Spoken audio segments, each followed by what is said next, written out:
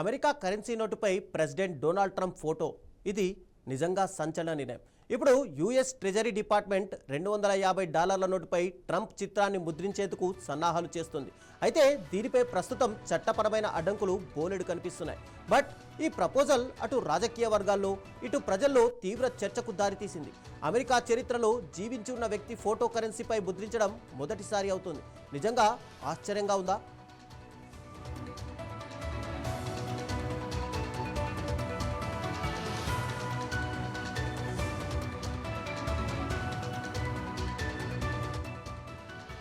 అమెరికాలో కరెన్సీపై జీవించి ఉన్నవారి చిత్రాలను ముద్రించడం చట్టవిరుద్ధం.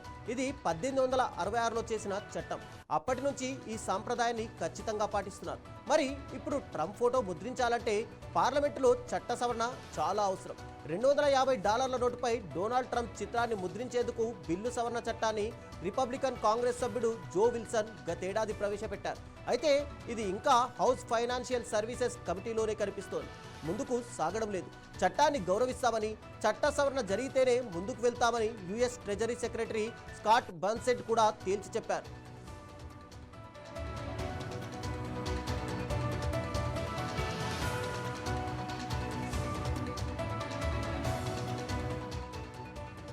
ఈ ప్రతిపాదనకు డెమోక్రాట్ల నుంచి తీవ్ర వ్యతిరేకత వస్తుంది. ఈ ఆలోచనను అమెరికన్ వ్యతిరేకం అని, ట్రంప్ రాజు కావాలని భావిస్తున్న వ్యక్తి అని house minority leader Hakeem Jeffries విమర్శించారు.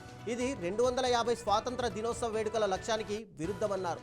అయితే ఇప్పటికే కరెన్సీ, నాణేలు, పాస్పోర్ట్పై ట్రంప్ సంతకాన్ని, చిత్రాన్ని ముద్రించేందుకు పలు నిర్ణయాలు తీసుకున్నారు.